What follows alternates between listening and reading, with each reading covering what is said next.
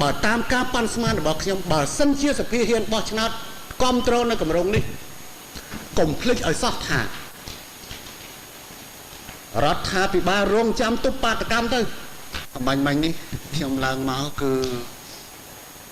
ឯកឧត្តមលោកជំទាវមួយចំនួនបានផ្ទះដៃប៉ុន្តែខ្ញុំយល់ថាអ្វីដែលខ្ញុំនិយាយទៅនៅទីនេះប្រហែលជានឹងធ្វើឲ្យលោកជំទាវឯកឧត្តមព្រះអង្គម្ចាស់មានការខកចិត្តខ្លះក៏មិនដឹងទេខ្ញុំយល់ខ្ញុំដឹងច្បាស់ថាថ្ងៃនេះខ្ញុំឡើងធ្វើអន្តរាគមន៍របៀបនេះពិតជាមិនអាចធ្វើឲ្យសមាជិកសមាជិកានៃរដ្ឋសភាយើងខ្លះសប្បាយចិត្តទេប៉ុន្តែខ្ញុំពុះពៀត្រូវតែឡើងមកទីនេះដើម្បីនឹងជម្រាបបញ្ហាខ្លះជូនរដ្ឋសភាយើងក្នុងឋានៈខ្ញុំជាសមាជិកសភាម្នាក់ហើយក៏ក្នុងឋានៈខ្ញុំអមជាប់នៅជាមួយនៅការគិតគូរខ្លះដែលតាក់ទងទៅនឹងការរៀបចំថវិកានៅឆ្នាំ1994នេះដំបូងខ្ញុំសូមថ្លែងអំណរគុណណាស់ចំពោះឯកឧត្តមប្រធានគណៈកម្មការហិរញ្ញវត្ថុនិងធនាគារដែលបានគិតគូរច្បាស់លាស់ម៉ត់ចត់បើតាមការពិនិត្យតាមដានរបស់ខ្ញុំប្រហែលជានៅខ្វះតែខោស្លីបនិងអាវតំណប់ទេដែលមិនទាន់បានគិតចូលទៅក្នុងជីវភាពរបស់សមាជិកសមាជិកាសភាប៉ុន្តែបញ្ហាដែលខ្ញុំទូមគុំខ្ញុំចង់និយាយនៅទីនេះហើយដែលមុននឹងរដ្ឋសភាយើងធ្វើការបោះឆ្នោតអនុម័តទូមគុំខ្ញុំសូមបញ្ជាក់ថាសមាជិកសភាម្នាក់ឬក៏នាយករដ្ឋមន្ត្រីឬក៏រដ្ឋាភិបាលសមាជិករដ្ឋាភិបាលពុំមានសិទ្ធិអ្វីដើម្បីជំទាស់នឹងការអនុម័តណាមួយរបស់រដ្ឋសភាទេព្រោះនៅក្នុងរដ្ឋធម្មនុញ្ញបាននិយាយច្បាស់អំពីសភាមានថវិកាស្វ័យយ័តប៉ុន្តែស្វ័យយ័តដែលយើងនិយាយនៅទីនេះគឺស្វ័យយ័តខាងចាយមិនមែនស្វ័យយ័តខាងរកចំណូលដើម្បីចំណាយទេគឺស្វ័យយ័តខាងចាយទីចុងបំផុតថវិកានេះត្រូវបញ្ចូលទៅក្នុងក្របខ័ណ្ឌនៃថវិការបស់រដ្ឋតដែលជាតដែលអញ្ចឹងវានៅក្នុងក្របខ័ណ្ឌចំណូលនិងចំណាយដែលយើងមាននៅក្នុងក្របខ័ណ្ឌប្រទេសតែប៉ុណ្ណឹងទេឥឡូវទូលបង្គំខ្ញុំសូមព្រះរាជានុញ្ញាតនឹងការអនុញ្ញាតដើម្បីជម្រាបជូននៅសមាជិកសភាថាយើងគួរបោះឆ្នោតគ្រប់គ្រងនៅគម្រោងនេះឬទេតើយើងគួរដាក់សភាឲ្យស្ថិតនៅឆ្ងាយពីប្រជាពលរដ្ឋឲ្យឆ្ងាយពីស្ថាប័នរដ្ឋាភិបាលឲ្យឆ្ងាយពីកម្លាំងប្រដាប់អាវុធឬទេឬយើងផ្សារសាច់ផ្សារឈាមជាមួយនឹងប្រជាពលរដ្ឋជាមួយនឹងមន្ត្រីរដ្ឋការដទៃទៀតព្រោះក្នុងគម្រោងថវិការបស់យើងរបស់រដ្ឋសភាដែលយើងធ្វើនៅទីនេះសូម្បីតែកម្មករបុគ្គលិកធ្វើការនៅក្នុងរដ្ឋសភាក៏បានផ្ដាច់ចេញយ៉ាងឆ្ងាយពីប្រជាពលរដ្ឋពីបុគ្គលិកតាមស្ថាប័ននានាទៅហើយដែលមានប្រាក់បៀវត្សរហូតទៅដល់ខ្ញុំគ្រាន់តែលើកជាបុគ្គលិកធម្មតានៅក្នុងនេះគឺថាមានរហូតដល់ជាង200,000រៀលក្នុងមួយខែសូមពិនិត្យមើលឧបព័ន្ធស្ដីអំពីអ្នកជំនួយការ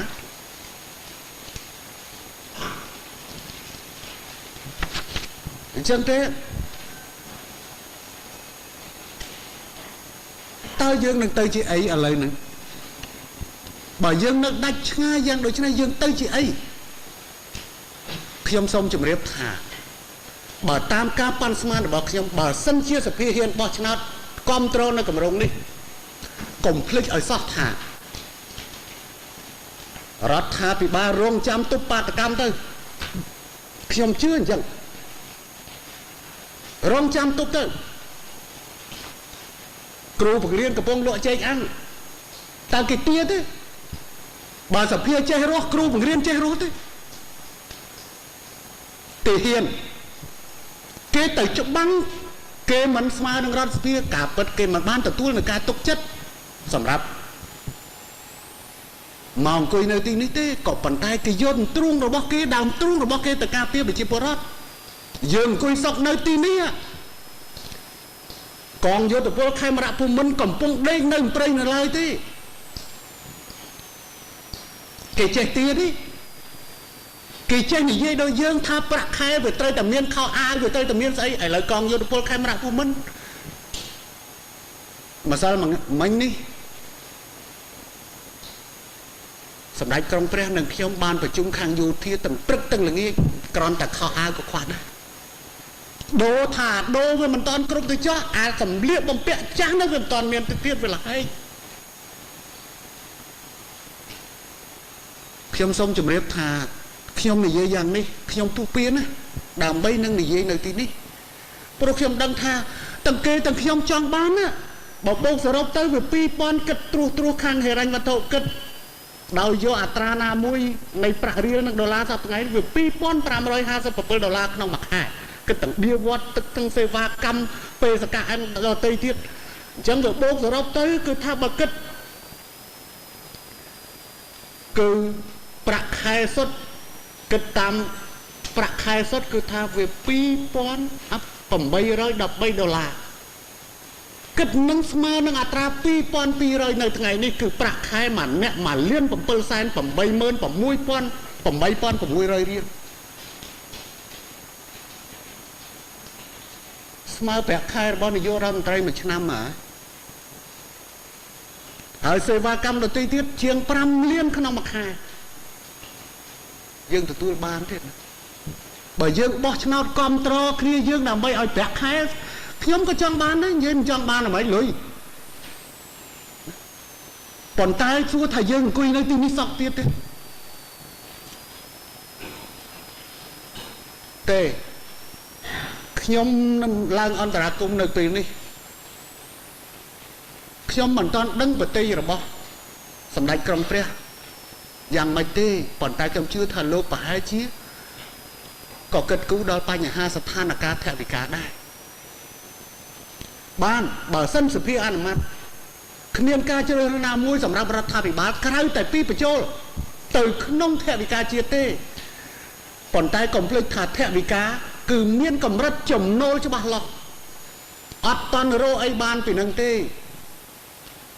បើអញ្ចឹងដាក់10,000 កោត10,000 លាននៅក្នុងហ្នឹងវាមានតែវិធីតែមួយគត់ដើម្បីនឹងដោះស្រាយគឺបថយថវិកាធ្វើផ្លូវបថយថវិកាធ្វើធានាសាស្ត្រយកមកឲ្យរដ្ឋសភាចាយតែប៉ុណ្្នឹងទេសូមជម្រាបឯកឧត្តមហើយរឿងនេះខ្ញុំធ្លាប់ជួបប្រទេសតាំងពីអតីតរដ្ឋាភិបាលមុនឲ្យតែដល់មិនមែនសភាទៀតទេប៉ុន្តែឲ្យតែដល់ចុងឆ្នាំគឺរឿងហើយក្រសួងណាក៏ទាលុយច្រើនក្រសួងណាក៏ទាលុយច្រើនរៀបនាយករដ្ឋមន្ត្រីវិញណាចុងឆ្នាំហ្នឹងក្រសួងណាក៏ថាខ្ញុំសំខាន់ក្រសួងណាក៏ថាខ្ញុំសំខាន់ប៉ុន្តែសំខាន់ដូចតែគ្នារឿងធំបំផុតនិយាយពីរឿងលុយអ្នកឯងមានប្រមាណបើមិនអញ្ចឹងទេយើងមិនមានតែបោះផ្សាយដើម្បីប្រកបឥឡូវបញ្ហាជំនួយបរទេសឯកឧត្តមឈៀមវុនលើកឡើងខ្ញុំអបអរសាទរណាជំនួយបរទេសក៏ប៉ុន្តែរឿងជំនួយបរទេសមិនមែនគេឲ្យយើងមកចាយលេងទេឥឡូវតាមដឹងគឺថាIMF គេជួយរដ្ឋសភាមួយខែស្មើតែ1លានកន្លះទេប៉ុន្តែយើងទារដល់ទៅ4លានកន្លះដុល្លារក្នុងមួយខែ IMF ជួយតែ1លានកន្លះទេក្នុងគម្រោងដែលក្រុងទុកថវិកានៅពេលខាងមុខ IMF នឹងមានជួយក្នុងនោះមានចំណូលរដ្ឋសម្រាប់ការចាយទៅលើរដ្ឋសភាតែ1លានកន្លះដុល្លារទេតែយើងដាក់ដល់4លាន5សែនដុល្លារតើ IMF គេនៅជួយយើងទៀតទេហើយពេលដែល IMF ដកខ្លួនចេញផុតទៅយើងមកទៅជាម៉េចទៀតយើងទៅម៉េចទៀតខ្ញុំថាទៅមិនរួចទេខ្ញុំសូមស្នើសភាពិចារណាមើលពេលដែលយើងអនុម័តបោះឆ្នោតមួយដើម្បីខ្លួនយើងនេះមិនមែនជាការបោះឆ្នោតដើម្បីនរណាទេណាកុំភ្លេចថាពង្រៀងរបស់យើងនេះពេលដែលយើងបោះឆ្នោតអនុម័តគឺបោះដើម្បីខ្លួនយើង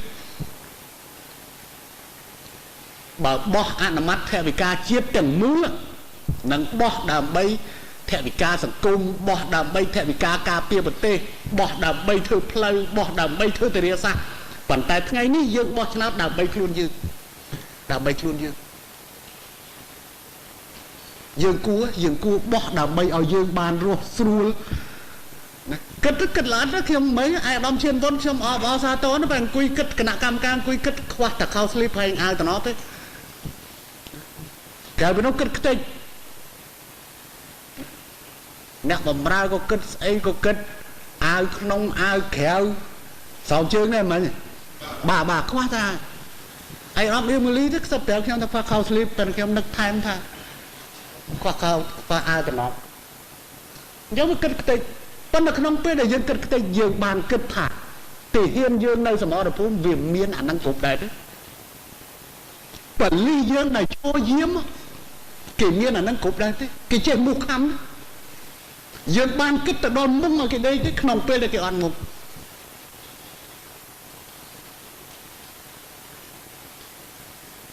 ខ្ញុំមានការសោកស្ដាយណាស់ដែលខ្ញុំត្រូវឡើងមកសម្ដែងមតិនៅកន្លែងនេះហើយម្យ៉ាងទៀតខ្ញុំសូមជម្រាបថាឯកឧត្តមឈៀនវុនបានលើកឡើងអំពីតេតិនទៅនឹងថាប្រហែលជានាយករដ្ឋមន្ត្រីទៅពីរនឹងឯកភាពគ្នាឲ្យសមាជិកសភានាំចូលមួយឆ្នាំឡាន3ដល់រួចពន្ធមួយណាត់ឡាន3ខ្ញុំសូមជម្រាបថាសភាយើងគួរធ្វើគំរូល្អខ្ញុំហើយឈឺក្បាលឯកឧត្តមជាសុទ្ធហើយឈឺក្បាលឯកឧត្តមសាយឈុំហើយឈឺក្បាល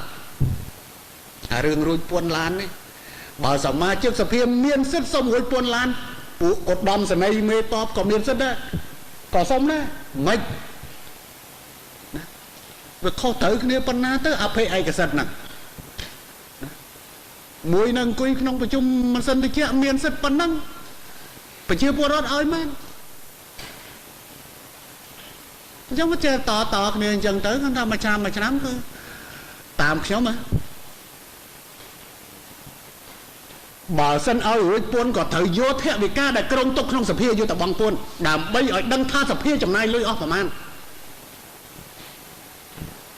អត់ឲ្យរួចទេតាមខ្ញុំទេអាហ្នឹងប៉ុន្តែថារដ្ឋាភិបាលអនុម័តយ៉ាងម៉េចអនុម័តទេអញ្ចឹងបើចង់ថាឲ្យសមាជិកសភារួចពន្ធគឺក្រងទុកក្នុងថវិកាហ្នឹងឲ្យហើយយកលុយហ្នឹងទៅបង់ពន្ធវិញព្រោះមិនអញ្ចឹងវាមានយ៉ាងម៉េច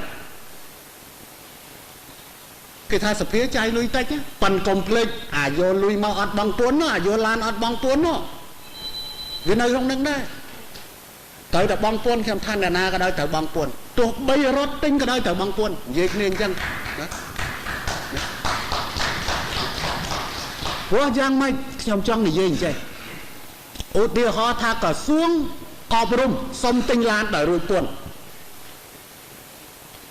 ប្រាក់ហ្នឹងគឺប្រាក់ថវិការដ្ឋផ្ដល់ឲ្យរដ្ឋផ្ដល់ឲ្យទិញឡានបើរដ្ឋផ្ដល់ឲ្យទិញឡានទាំងទិញទាំងបង់ពន្ធបណ្ដោយទៅដើម្បីឲ្យដឹងថាណោះក្រសួងអប់រំគាត់ចាយប៉ុណ្ណេះ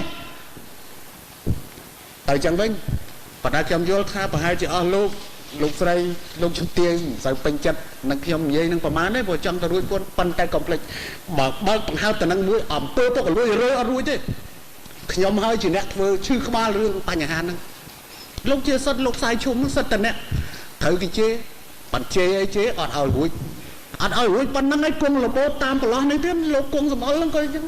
របូតតាមហ្នឹងទៀតឥឡូវបើថាសភាទៅគំរូរួចពន្ធឲ្យទៅហើយ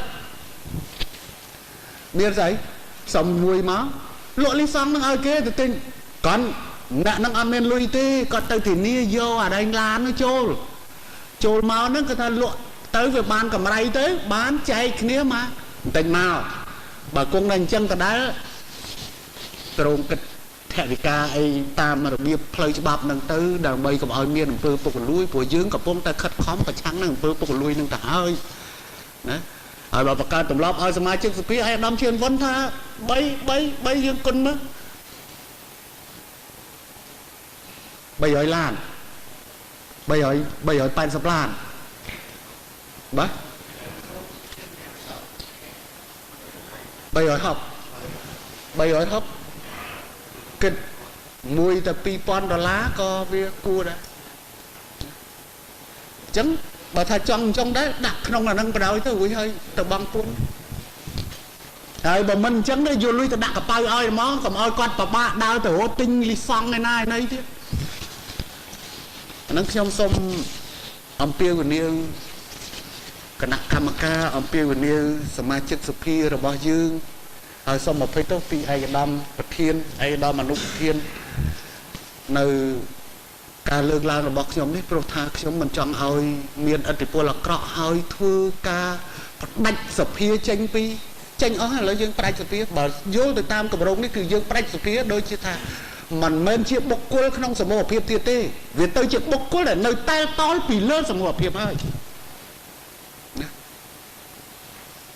ហើយខ្ញុំជឿថាប្រហែលជាឯកឧត្តមទទួលខុសត្រូវខាងហេរញ្ញវត្ថុនឹងឡើងមានយោបល់អីខ្លះទៀតឬក៏ឯកឧត្តមយើងពិគ្រោះគ្នាឲ្យបានល្អសិនខ្ញុំថាត្រូវហើយឮថាប្រជុំសភាថ្ងៃហ្នឹងចង់ចេញអនុម័តអាហ្នឹងចង់ចេញហើយចង់ចេញព្រឹកហ្នឹងផងចង់ចេញងាយហ្នឹងផង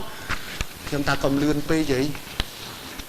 កុំភ្លេចថាយើងអនុម័តនៅទីនេះមិនមែនថវិកាជាថវិកាទេប៉ុន្តែថវិកានៅពេលនេះជានយោបាយជាចិត្តសាស្ត្រនិងជាបញ្ហាសង្គមខ្ញុំសូមថ្លែងអំណរគុណដល់ការយកចិត្តទុកដាក់របស់អង្គសភាសូមអរគុណខ្ញុំបាទឈឿនវុនដំណើររាជមណ្ឌលបាត់ដំបងហើយជាប្រធានគណៈកម្មការហិរញ្ញវត្ថុនៃធនាគារហើយជាប្រធានដឹកនាំគម្រោងថវិការដ្ឋសភានេះខ្ញុំបាទសូមថ្លែងអំណរគុណចំពោះឧត្តមនាយករដ្ឋមន្ត្រីទី2ហ៊ុនសែនដែលបានមកបកស្រាយពីរឿងការពិបាក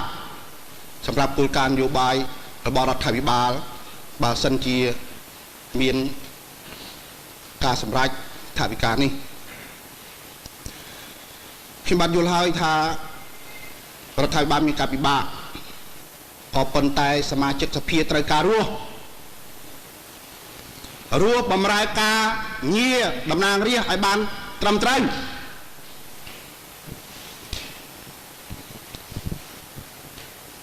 ខ្ញុំបានគិតថា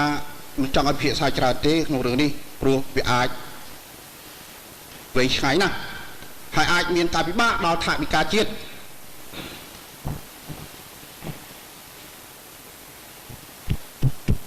ក៏ប៉ុន្តែសភាត្រូវការរស់ត្រូវការបម្រើប្រជារាស្ត្រឲ្យបានស្អាតស្អំខ្ញុំសួររាជរដ្ឋាភិបាលថាសប្តាហ៍ថ្ងៃនេះរដ្ឋាភិបាលសមាជិករដ្ឋាភិបាលម្នាក់ប្រាក់ខែ 70000 រៀលរួមយ៉ាងម៉េចអង្គរៈ8នាក់តើរួមយ៉ាងម៉េច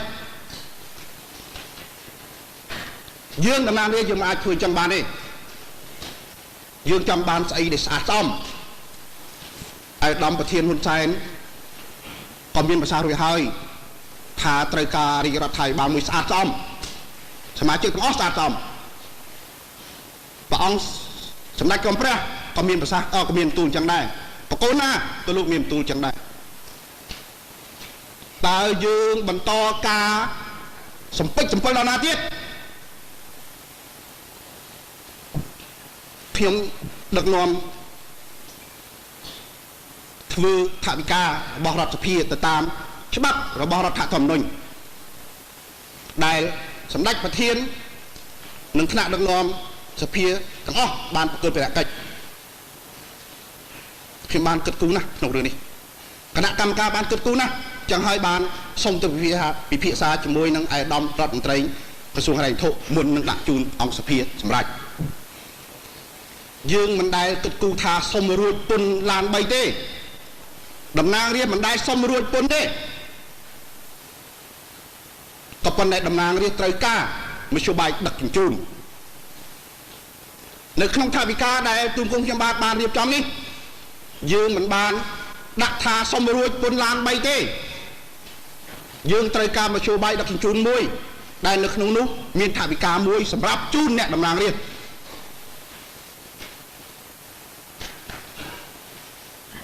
ខ្ញុំមិនដែលនិយាយទេសុំរួចពន្ធហើយខ្ញុំជឿថាតំណាងរាស្ត្រទាំងអស់នៅទីនេះមិនដែលសុំរួចពន្ធឡានទេហើយក៏មិនសុំឡានមួយយកមកជិះដែររឿងនេះជារឿងមួយធ្វើឲ្យជ្រួលច្បល់ម្ដងរួចទៅហើយតាមកាសែតហើយតំណាងរាស្ត្រមិនអធិស្ឋានទៀតទេ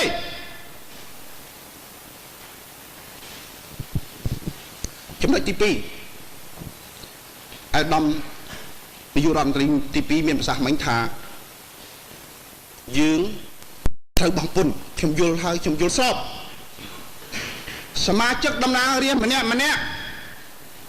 ត្រូវគោរពច្បាប់ពន្ធដាររបស់រដ្ឋ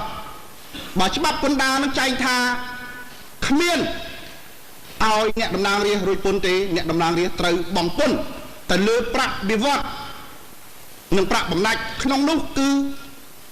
មានចំនួនសាច់ប្រាក់ទាំងអស់តាំងពីលុយឧបត្ថម្ភក្នុងការធ្វើដំណើរមធ្យោបាយដឹកជញ្ជូននេះគឺច្បាប់ក៏ប៉ុន្តែចាំជាប់នោះចាញ់សិនហើយខ្ញុំនៅក្នុងគណៈកម្មការហិរញ្ញវត្ថុនៃធនាគារនឹងជួយជ្រោមជ្រែងអាយដាមរដ្ឋមន្ត្រីក្រសួងហិរញ្ញវត្ថុក្នុងរឿងពន្ធដារនេះក៏ប៉ុន្តែ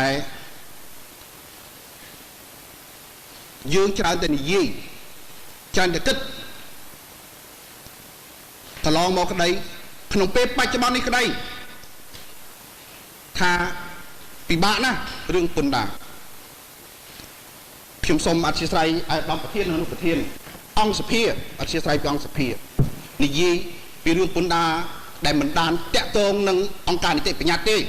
តែប៉ុន្តែសូមជូនយោបល់ខ្លះដើម្បីឲ្យចំណូលនេះវាអាចឡើងទៀតបាន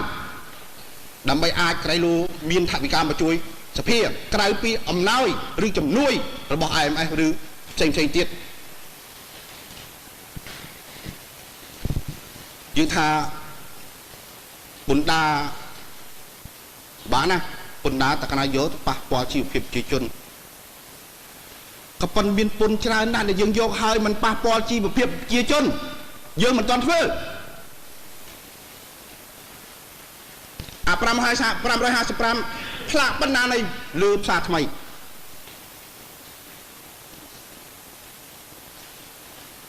ផ្លាកឃោសនាពាណិជ្ជកម្មពេញតាមខ្នល់អាបច្ចេកខ្នល់ក៏មានអាបដោខ្នល់ក៏មានតបូលផ្ទះក៏មានតាមជាងផ្ទះក៏មានអាហ្នឹងយើងគួរបង្កើតភ្លាមខ្ញុំនៅក្នុងក្រសួងហិរញ្ញវត្ថុអង្គការជាអនុរដ្ឋមន្ត្រីខ្ញុំបានព្រៀងទុកថានយោបាយខ្ញុំបានព្រៀងទុកហើយយើងយកពន្ធមានរបៀបយកពន្ធច្រើនណាស់បើគេដាក់ផ្លាកតាមផ្ទះជាអក្សរខ្មែរយើងយកពន្ធគេហៅថាពន្ធតែមនោះប្រមាណបើសេអក្សរចិនយកប្រមាណបើសេអក្សរបារាំងថៃយកប្រមាណអានេះជាមធ្យោបាយមួយតូចដែលទូមគុំខ្ញុំបាទសូមជូនដល់រាជរដ្ឋាភិបាលក៏ប៉ុន្តែត្រឡប់មករឿងថវិការបស់យើងវិញយើងត្រូវការឲ្យសភាមួយស្អាតស្អំបម្រើលទ្ធិប្រជាធិបតេយ្យបម្រើប្រជារាស្ត្រឲ្យបានពិតប្រាកដស្អាតស្អំតាមគោលការណ៍ចម្បងដែលសម្ដេចប្រកាសណានរោត្តមសីហនុវរ្ម័នព្រះអង្គបានលើកឡើងតាំងពីការប្រជុំទី1នៅក្នុងសភាធម្មនុញ្ញម្លេះហើយជាពិសេសឯកឧត្តមនាយករដ្ឋមន្ត្រីទី2ក៏ធ្លាប់មានប្រសាសន៍ហើយសម្ដេចក្រមព្រះនាយករដ្ឋមន្ត្រីទី1ព្រះអង្គក៏ធ្លាប់មានបន្ទូលហើយលោកធ្លាប់មានបន្ទូលនៅក្នុងអង្គសភានេះថាត្រូវការមនុស្សស្អាតស្អំល្អធ្វើការបម្រើប្រជារាស្ត្រយើងកំពុងតែរៀបចំឲ្យតំណាងរាស្ត្រស្អាតស្អំល្អបម្រើប្រជារាស្ត្រកុំឲ្យខ្វល់ខ្វាយពីរឿងខ្វះជីវភាពសូមអរគុណសូមអរគុណ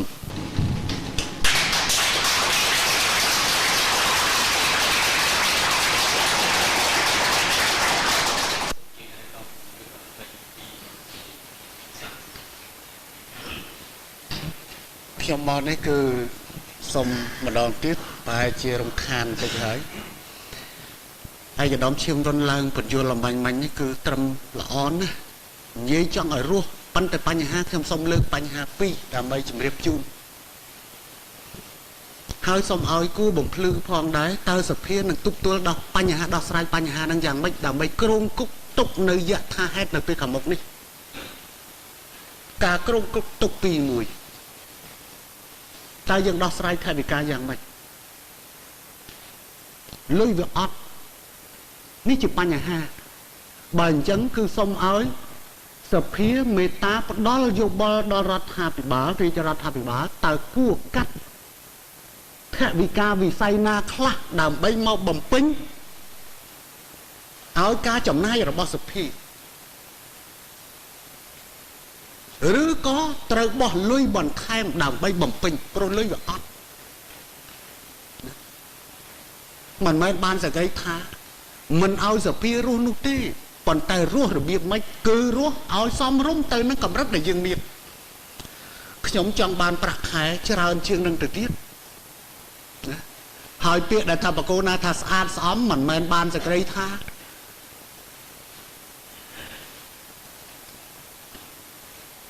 ចាំយើងមានប្រាក់ខែប៉ុណ្ណឹងហើយឬមានប្រាក់ខែតិចជាងនឹងទេ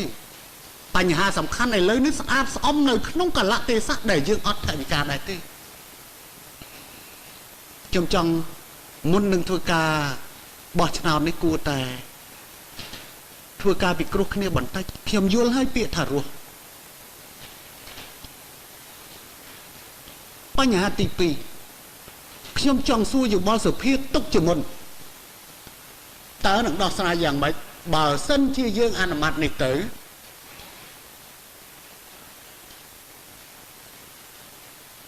រដ្ឋមន្ត្រីអនុរដ្ឋមន្ត្រីនាយទាហាននាយនគរបាលធ្វើការប្រៀបធៀបជាបន្តរវាងសមាជិកសភាជាមួយនឹងដែលគេមិនមែនជាសមាជិកសភាហើយចាប់ផ្ដើមមានការតវ៉ាជាបន្តមកវាផ្ទុះចេញជាកោតកម្មតម្លើងទាបបៀវត្តមន្ត្រីរដ្ឋសភានៅក្បែរបរិបរាជវាំងនៅក្បែរក្រសួងសន្តិសុខណែកមហាផ្ទៃនៅក្បែរក្រសួងឧត្តមសិក្សាក្បែរគ្នានឹងប្រាក់ខែរបស់បុគ្គលិកម្នាក់គ្រាន់តែប្រាក់ខែគឺ222,000របស់មន្ត្រីរាជការនៅក្នុងសភានេះក្នុងពេលដែលមន្ត្រីរដ្ឋរាជការនៅក្នុងក្រសួងមួយចំនួននោះ 23000 ក្នុងសភាពការវិខុសគ្នាយ៉ាងហ្នឹងយើងគួរដោះស្រាយយ៉ាងម៉េចបញ្ហាវានៅតំណងទេបើសិនជាតម្លើងបានទាំងអស់គ្នាទូទាំងប្រទេសឲ្យវាបានប៉ុណ្ណឹងខ្ញុំអរណាឯកឧត្តមឈានវណ្ណខ្ញុំអរណាហើយបញ្ហាមួយខ្ញុំចង់បញ្ជាក់ដែលឯកឧត្តមថាសភាមិនដែលសុំទេខ្ញុំអត់ដែលឮសភាសុំប៉ុន្តែឯកឧត្តមខ្ញុំឮឯកឧត្តមនិយាយថាប្រហែលជានាយករដ្ឋមន្ត្រីបានឯកភាពគ្នាថាឲ្យសភារួចពន្ធឡាន3ណាបានខ្ញុំចង់បញ្ជាក់ថាអត់មានទេតែប៉ុណ្្នឹងទេហើយយោបល់ខ្ញុំថាគួរបងពន្ធតែប៉ុណ្្នឹងទេខ្ញុំយល់ថាយើងគួរតែពិភាក្សាស្ថិតក្នុងបរិយាកាសយោគយល់ដល់ស្ថានភាពរួមរបស់ប្រទេស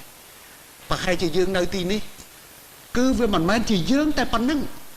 កុំភ្លេចថាអ្វីដែលយើងធ្វើនៅទីនេះពាក់ព័ន្ធជាមួយប្រជាជនប្រជាពលរដ្ឋទូទាំងប្រទេសសូមអរគុណ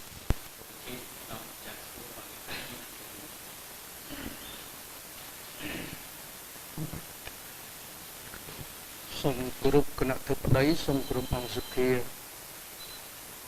ខ្ញុំឡើងមកនេះមិនមានមតិអីធំដុំទេគ្រាន់តែធ្វើការកត់សម្គាល់ខ្លះនៅលើសេចក្តីព្រាងថាវិការសម្រាប់រដ្ឋសភានេះ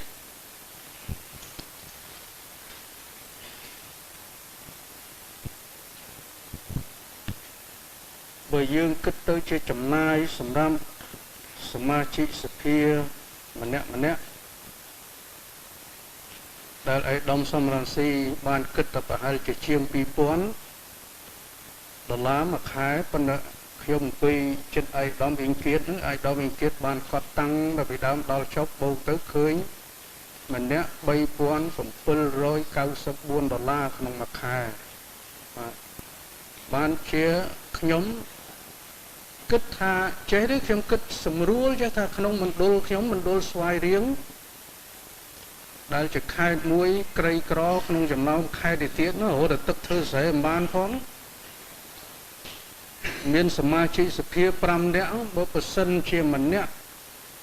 ចាយអស់$3,794ដុល្លារក្នុងមួយខែ5នាក់ហ្នឹងគិតទៅវាអស់$8,970ដុល្លារបើគិតជាលុយរៀលមកឃើញថា41លានដុល្លាររៀល734,000ក្នុងមួយខែប្រជាជនក្នុងមណ្ឌលស្វាយរៀងខ្ញុំហ្នឹងមានលទ្ធភាពចេញលុយ41លានហ្នឹងឲ្យសមាជិករដ្ឋសភា5អង្គហ្នឹងនៅស្វាយរៀងបានទេ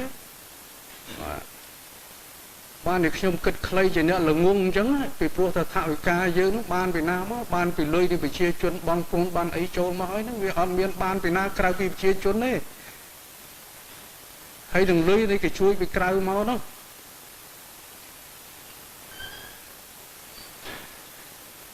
អានេះបើប្រសិនជាប្រជាជនឮសូរវិញមិនដឹងជាខកចិត្តយ៉ាងណាទេកាលនេះបោះឆ្នោតរើសមក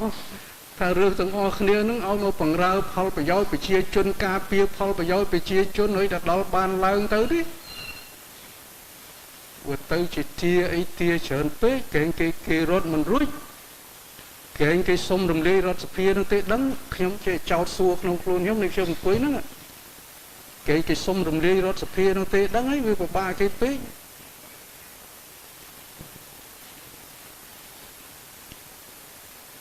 ខ្ញុំឯកភាពឲ្យថាត្រូវតែគិតគូរជូនសមាជិករដ្ឋសភាមួយរូបហ្នឹងឲ្យបានមានជីវភាពរស់នៅសមរម្យគ្រប់គ្រាន់ក៏ប៉ុន្តែយើងក៏ត្រូវគិតរួមដែរ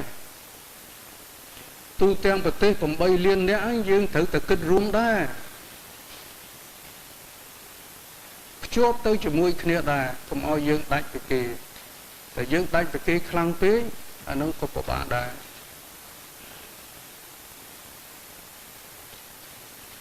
ហើយបើរដ្ឋមន្ត្រីប្រៀបធៀបទៅនឹងប្រាក់ខែរដ្ឋមន្ត្រីមួយខែប្រហែលជា$25ឬក៏$30ហើយប្រាក់ខែយើង$3,794មិនមែនប្រាក់ខែទេប៉ុន្តែប្រាក់ចំណាយបូកសរុបមកទាំងលេខាទាំងជំនួយការទាំងអីមកវាប៉ុណ្្នឹងឃើញថាក្រែងដោយឯកឧត្តមនាយករដ្ឋមន្ត្រីទី2មានប្រសាសន៍កែងលោយើងច័ន្ទវិធានការទុបបដកម្មអីមិនឈ្នះទេដឹងគេវារៀលដាលទៅវាកើតហេតុកើតអីទៅខ្លាំងទៅទៀតហើយមួយទៀតប្រហែលជាអង្គការអន្តរជាតិដូចជាអង្គការ IMF អីហ្នឹងប្រហែលជាគេមិនអនុញ្ញាតឲ្យយើងធ្វើអញ្ចឹងទេដឹង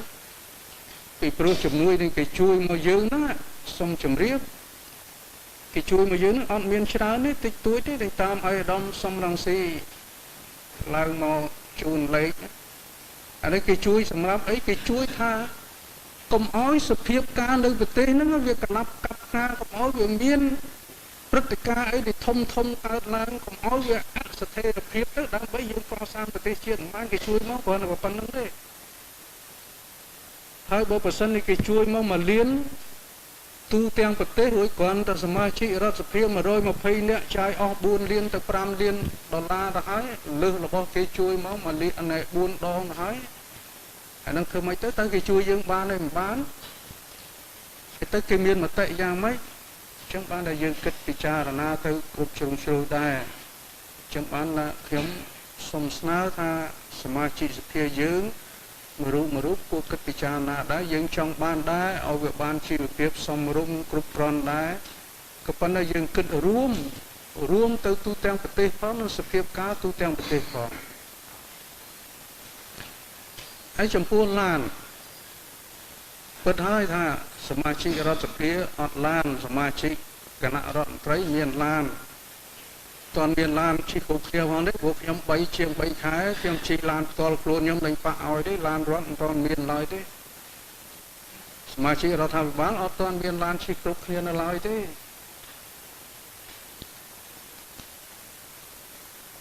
កាលពីសង្គមចាស់តាមខ្ញុំឮសូរទេព្រោះខ្ញុំមិនដែលធ្វើតំណាងរាស្ត្រតំណាងអីទេពីសង្គមចាស់ឮថាគេឲ្យរួចពន្ធឡាន2ពីព្រោះថារដ្ឋអត់មានលុយទិញឡានឲ្យ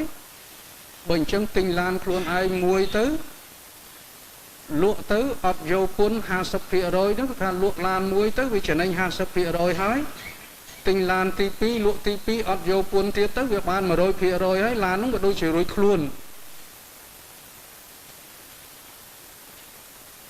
ចឹងបានថារឿងឡានហ្នឹងក៏យើងក៏គួរពិចារណាដែរកុំឲ្យវាហួសហេតុយើងចង់បានឲ្យមានជិះគ្រប់គ្នាដែរក៏ប៉ុន្តែកុំឲ្យវាហួសហេតុហើយម្យ៉ាងទៀតដើម្បីឲ្យថវិកាយើងនឹងចាយវាយទៅវាត្រឹមត្រូវវាមានលេខ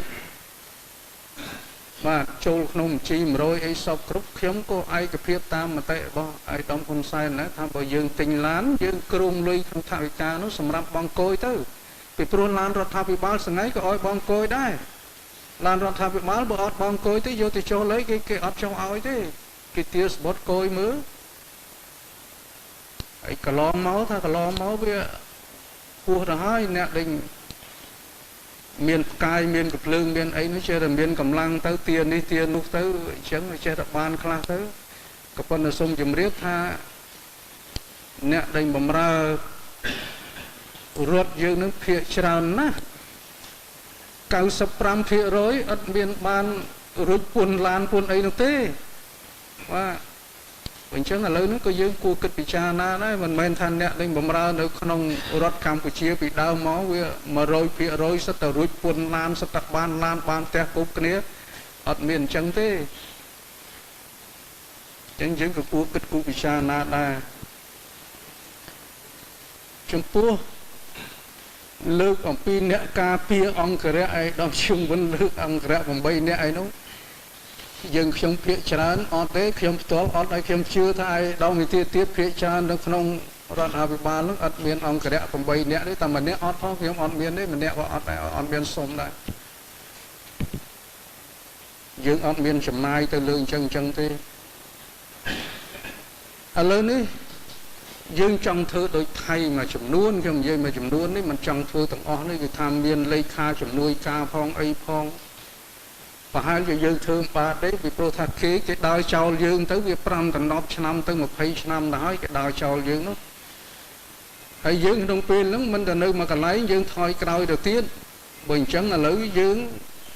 វាខុសគ្នាពី5 10ឆ្នាំទៅ20ឆ្នាំហើយយើងចង់រត់ឲ្យដូចគេគេវាពិបាកដែរខ្ញុំមើលទៅប្រហែលជាយើងធ្វើមិនរួចទេ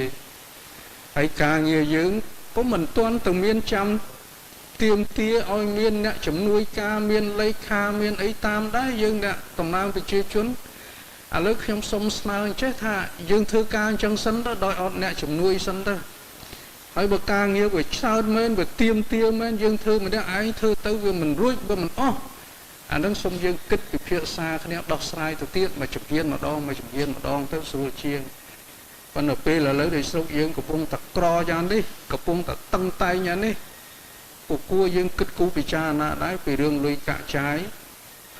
គិតគូរពិចារណាដែរពីព្រោះថវិកានេះធំណាស់ជាតិរស់ឬជាតិស្លាប់នៅលើថវិកានេះឯងមកបើចាយល្អត្រឹមត្រូវជាតិរស់បើចាយល្អមិនត្រឹមត្រូវទេគឺជាតិស្លាប់មកបាទចឹងបានថាយើងត្រូវគិតគូរពិចារណានឹងរឿងហ្នឹងដែរសូមជម្រាបថាអានេះរឿងផ្ទាល់ខ្លួននេះខ្ញុំសូមអធិស្ឋានមិនគួរលើកមកជម្រាបទេស្ថានទូតបារាំងគេអញ្ជើញខ្ញុំឲ្យទៅធ្វើទស្សនកិច្ចនៅខែក្រោយទេចំនួន2អាទិត្យប៉ុន្តែបានសេចក្តីទទួលហ្នឹងក៏គេមកប្រាប់ជាមួយគ្នាដែរថាគួរអញ្ជើញទៅគួរអញ្ជើញរដ្ឋមន្ត្រីក្រសួងយុតិធម៌បារាំងមកធ្វើទស្សនកិច្ចវិញពីព្រោះគាត់ចង់មកសពោតបើកសាលាច្បាប់នេះនៅដើមខែនៅដើមឆ្នាំ1994ហើយខ្ញុំចេះតែគិតថាខ្ញុំទៅមិនអីទេគេទទួលរ៉ាប់រងថ្លៃកប៉ាល់ហោះថ្លៃបាយថ្លៃទឹកអីគេទទួលប៉ុន្តែដល់គេអញ្ជើញយើងអញ្ជើញគេមកវិញគណៈប្រតិភូគេមកវិញមកសពោតសាលាហ្នឹងបាទរឿងទទួលគេឲ្យគេនៅបាយទឹករាល់ថ្ងៃអូតែឡានអីទៅថវិកាយើងនឹងអាចចាយទៅទេឲ្យចាយទៅវាចេះតែចាយបានទេក៏ប៉ុន្តែបើយើងចេះតែបបិចឯនេះបន្តិចបបិចឯនោះបន្តិចបបិចឯនោះបន្តិចយូរទៅថវិកាហ្នឹងក៏វាពិបាកដែរចឹងបានតែខ្ញុំអត់ហ៊ានទទួលទេខ្ញុំលើកមតិហ្នឹងជូនទៅគណៈរដ្ឋមន្ត្រីទៅសូមឲ្យគណៈរដ្ឋមន្ត្រីពិនិត្យចុះបាទហើយការងាររបស់ខ្ញុំនៅក្នុងក្រសួងខ្ញុំយល់ថាខ្ញុំការទៅធ្វើទស្សនកិច្ចនេះមិនជាការចាំបាច់ទេពីព្រោះខ្ញុំក្តាប់បានអស់ហើយការដែលខ្វះខាតរបស់ក្រសួងខ្ញុំដែលក្រសួងខ្ញុំត្រូវធ្វើការកសាងក្រសួងខ្ញុំយ៉ាងវិញខ្ញុំក្តាប់បានអស់ហើយមិនបាច់ចាំខ្ញុំដើរទៅស្រាវជ្រាវជួបគេនេះជួបគេនោះនៅស្រុកបារាំងអីទៀតទេប៉ុន្តែគេអញ្ជើញហើយ ជាការគួរសមយើងមិនទទួលក៏មិនល្អមើលដែរជាការគួរសមគួរទៅដែរប៉ុន្តែដល់អារឿងអញ្ជើញគេមកវិញយើងមិនទាន់ទៅផងហ្នឹងគេប្រាប់យើងថាអញ្ជើញគេមកវិញគេចង់មកដែរតែយើងវាស្រុកយើងវាគ្រាន់ណាវាពិបាកត្រង់ហ្នឹងខ្ញុំក៏ពិបាកដែរបាទខ្ញុំស្នើទៅរដ្ឋាភិបាលនេះមិនមែនមកនិយាយអួតអាងខ្លួនអីទេក៏ប៉ុន្តែខ្ញុំគ្រាន់តែខ្ញុំចំពោះខ្លួនខ្ញុំផ្ទាល់គឺខ្ញុំចាប់អារម្មណ៍ណាទៅលើសភាពការសេដ្ឋកិច្ចរបស់យើងទៅលើសភាពការហិរញ្ញវត្ថុរបស់យើងហើយខ្ញុំយល់ថាគួរតែយើងដែលជាសមាជិកសភាដែលមានតួនាទីបម្រើផលប្រយោជន៍របស់ប្រជាជននិងការពារផលប្រយោជន៍ប្រជាជនបានន័យថាការពារផលប្រយោជន៍ជាតិគួរណាស់តែយើងគិតគូរឲ្យបានសមស្របដែរបាទខ្ញុំសូមមានមតិប៉ុណ្ណឹងសូមអរគុណ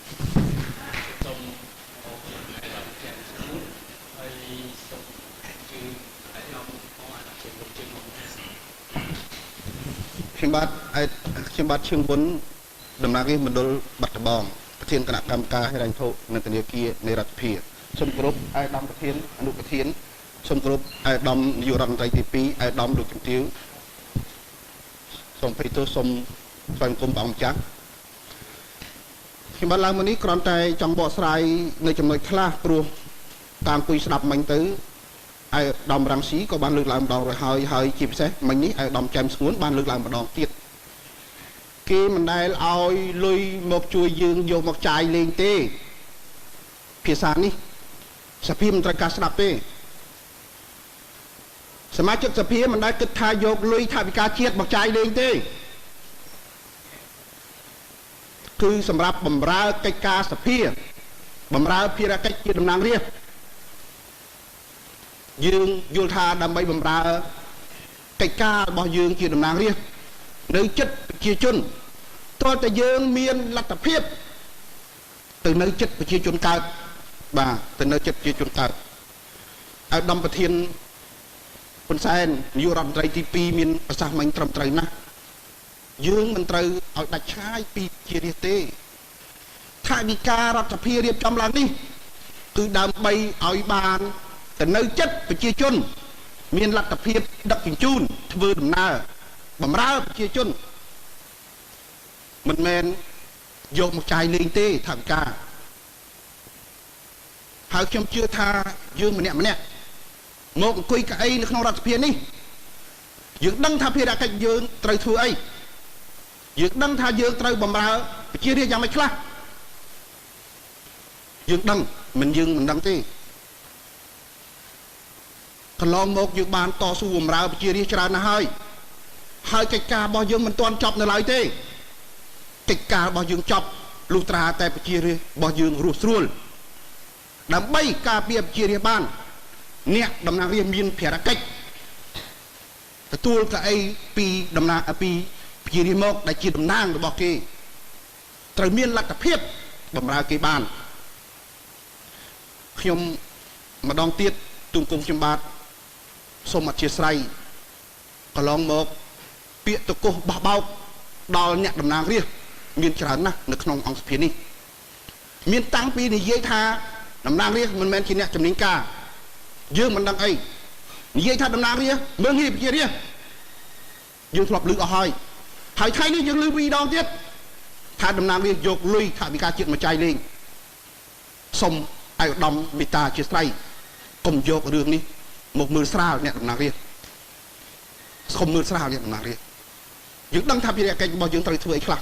មិនមែនយើងមិនដឹងទេយើងដឹងក៏ប៉ុន្តែសូមផ្ដល់លទ្ធភាពឲ្យយើងធ្វើដំណើរការឬអនុវត្តភារកិច្ចរបស់យើងជាតំណាងរាស្ត្របាទមួយវិញទៀតមិញពេលសម្រាប់អាយដាមនាយករដ្ឋមន្ត្រីទី2បានឲ្យយោបល់ដល់គណៈកម្មការរៀបចំហិរញ្ញវត្ថុថាឲ្យសូមឲ្យគិតគូរឡើងវិញថាតើត្រូវដោះដូរយ៉ាងម៉េចកាត់គូរយ៉ាងម៉េចដើម្បីសមស្របខ្ញុំសូមជម្រាបថា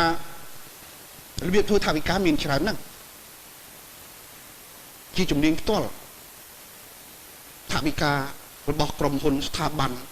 ក្រសួងថវិកាជាតិមានរបៀបធ្វើច្រើនណាស់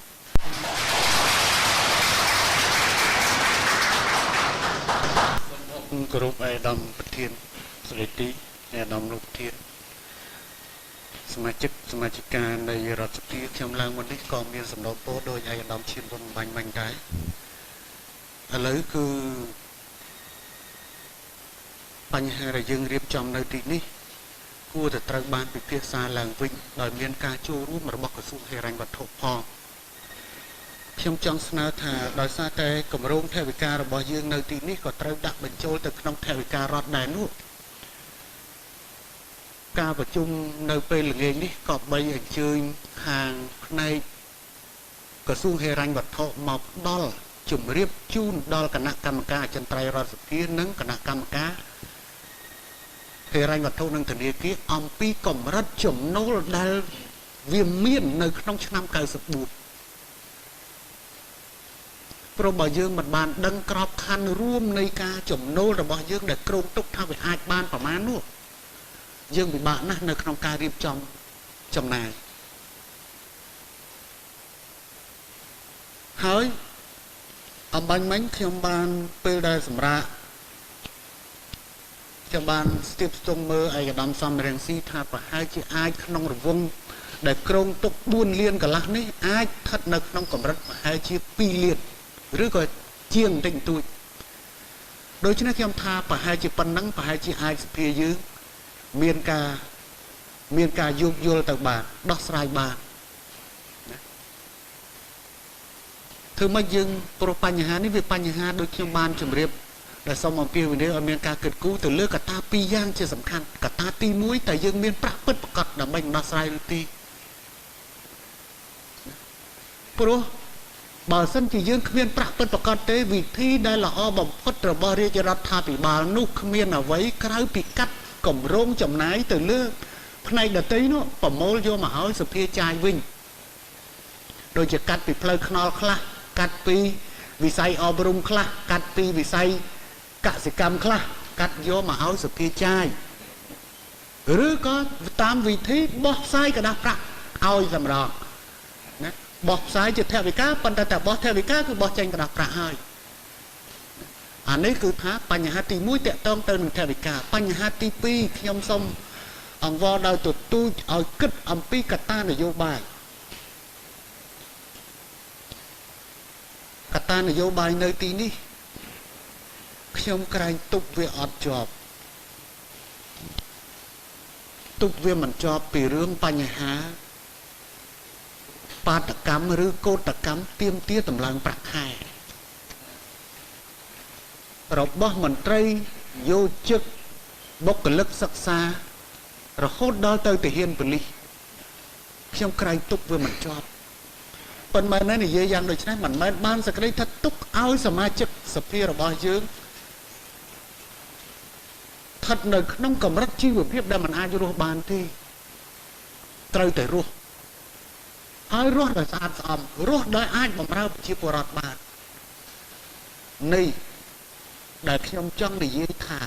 កុំឲ្យឆ្ងាយពីប្រជាជននោះគឺវាអាចមានន័យ2យ៉ាងរបស់វាទី1គឺយើងទៅចិត្តស្និទ្ធជាមួយនឹងគេ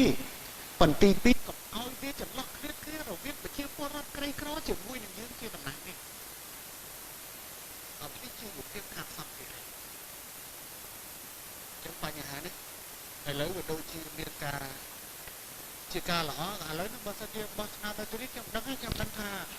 សម្លេងឆ្នោតមុខទៅគ្រប់គ្រងនៅពង្រៀងនេះហើយប៉ុន្តែចេញទៅវាមិនល្អទាំងអស់គ្នានឹងឥទ្ធិពលកិត្យានុភាពទាំងអស់គ្នានឹងឯងទាំងអស់គ្នានឹងហើយសមាជិករដ្ឋាភិបាលបានមកយកប្រាក់ខែនៅខាងនេះទេមើលទៅព្រោះទៅធ្វើរដ្ឋាភិបាលយកសលុយសមាជិកសភាមិនបើអញ្ចឹងរវាង$3,000ជាង$3,000ជាមួយនឹង$40ក៏ចេះតែត្រង់អញ្ចឹងទៅមិន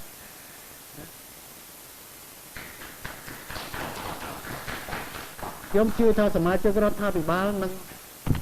នឹងទៅយកប្រាក់ខែរដ្ឋាភិបាលក៏អីនៅនោះវាសំខាន់តួនាទីភារកិច្ចនៅនោះហើយនៅក្នុងឱកាសនេះខ្ញុំក៏សូមជម្រាបដែរថា ក្រៅពីបានទទួលសំណូមពររបស់ឯកឧត្តមលយសុនឈៀនខ្ញុំបានយករឿងនេះទៅពិភាក្សាជាមួយឯកឧត្តមជាស៊ីមឯកឧត្តមសៃឈូមឯកឧត្តមសខេងថាអ្នកដឹកនាំគណៈបកប្រជាជននៅក្នុងខ្ញុំនិយាយពីគណៈបកនេះចុះថាត្រៀមនឹងអំពាវនាវសមាជិកសភារបស់គណៈបកប្រជាជនថា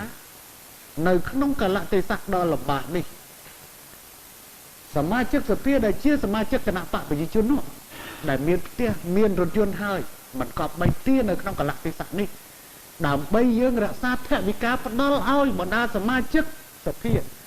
ដែលអញ្ជើញមកពីគណៈបកដទៃទៀតហើយដែលពុំតាន់មានលំនៅឋានពុំតាន់មានមធ្យោបាយការធ្វើរបៀបនេះគឺវាខុសទៅនឹងអ្វីវាខុសទៅនឹងអ្វីដែលថាធ្វើការស្មើគ្នាទទួលកម្រៃស្មើគ្នាប៉ុន្តែបើសិនជាយើងខ្វះការយោគយល់សភាពការនៅពេលនេះខ្ញុំយល់ថាលំបាកដែរបើសិនជាខ្ញុំក៏សមាជិកសភាដែរខ្ញុំមានផ្ទះនៅខ្ញុំមានឡានជិះហើយពេលហ្នឹងខ្ញុំក៏ទារថ្លៃឈ្នួលផ្ទះខ្ញុំក៏ទារឡានទៅទៀតក៏ទម្ងន់ថវិកាវានៅតែទៅលើរដ្ឋដដែលដូច្នេះប្រហែលជាពេលនេះសមាជិក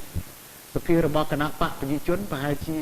អាចនឹងយោគយល់ទៅដល់ស្ថានភាពនយោបាយទូទៅពិតមែនហើយមិនមែនថាសមាជិកសភារបស់គណៈបកប្រជាជនមានទាំងអស់គ្នាទេប៉ុន្តែតាមការប៉ាន់ស្មានរបស់ខ្ញុំប្រហែលជា1/5តែប៉ុណ្ណោះទេដែលខ្វះដែលមកពីតាមខេត្តតាមអីដូច្នេះគឺថាត្រៀមឯកឧត្តមជាស៊ីមនិងខ្ញុំត្រៀមនឹងសំណូមពរទៅដល់អំពាវនាវទៅដល់សមាជិកសភានៅក្នុងគណៈបកប្រជាជនដើម្បីធ្វើបញ្ហានេះហើយដើម្បីផ្ដល់លទ្ធភាពសម្រាប់ជួយយឹតយោងទៅដល់អ្នកដែលពុំតាន់មានសូមអរគុណ